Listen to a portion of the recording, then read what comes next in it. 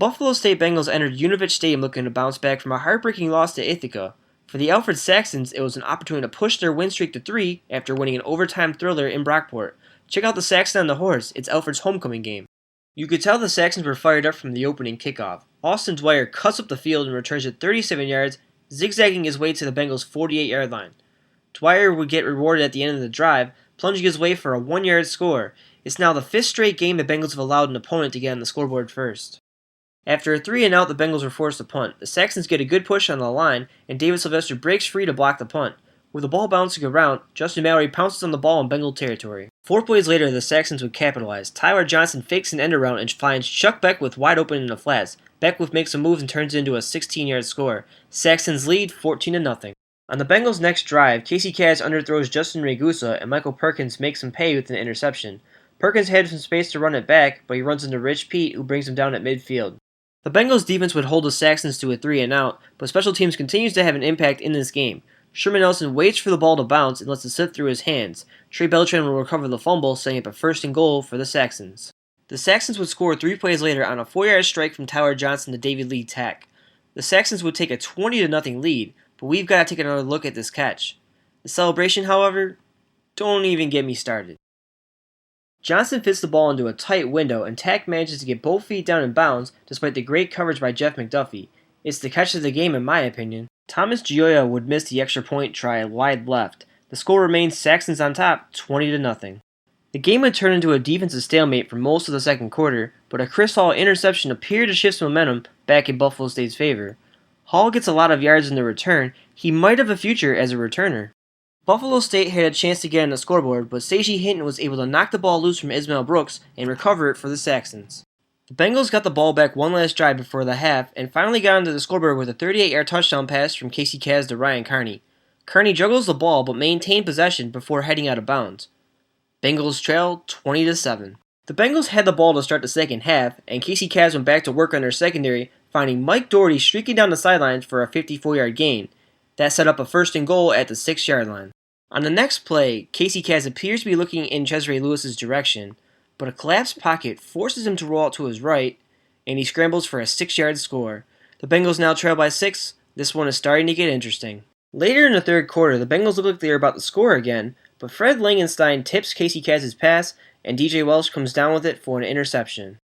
The Saxons scored in the next drive, with Austin Dwyer bulldozing his way for a 10-yard score. Alfred takes a 27-14 lead, with 20 of their points coming on drives after turnovers. The Bengals answered back on the next drive. Casey Kaz runs the option to the left and pitches it to Rich Pete for a 2-yard score. Bengals trail by 6 with just 11:49 left in the game. On the next drive, Casey Kaz finds Mike Doherty open down the field and the 2 hook up for a 48-yard pass. Doherty would finish the day with 6 catches and 155 yards receiving. 2 plays later, Casey Kaz finds Ryan Carney over the middle for a 2-yard touchdown that would even the score at 27. All the Bengals have to do now is make the extra point, and it'll take their first lead in the game. That would be easier said than done, though, as a bad snap would allow Dave Bennett more time to get through and block the extra point. The Bengals did have another chance to take their first lead and made it into Saxon territory on his 34-yard catch by Cesare Lewis, but the Saxons would stop the Bengals on 4th down and get the ball back with 15 seconds left.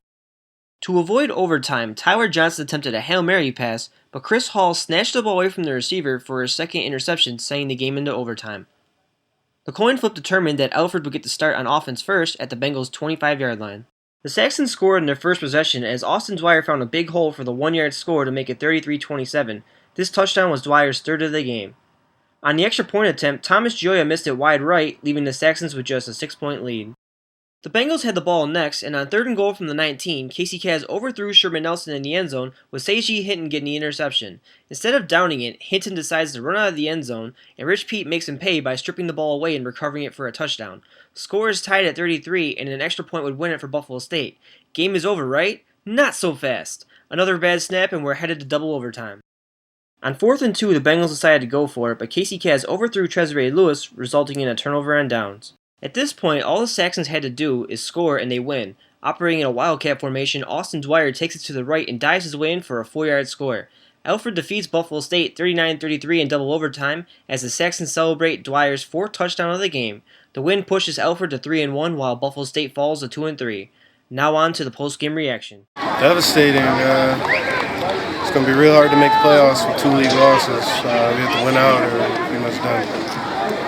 I mean, going into overtime, I mean, you really don't see that very often in college football. What was it like, the experience for you? It was good to begin with. Not cool with the loss, but it's different. What was the momentum like after that interesting touchdown for you guys in your first possession? I mean, we thought we had the game won. All we had to do was make the extra point. We definitely thought we had some momentum, but obviously things didn't turn out. What can you take from this loss and apply toward the Salisbury game next week? We just gotta go on to move on to the next week. We'll watch film on Monday, you know, and then look on to Salisbury and start watching their film. We gotta have like a chip on our shoulder now, man. We gotta go out there and start winning these conference games.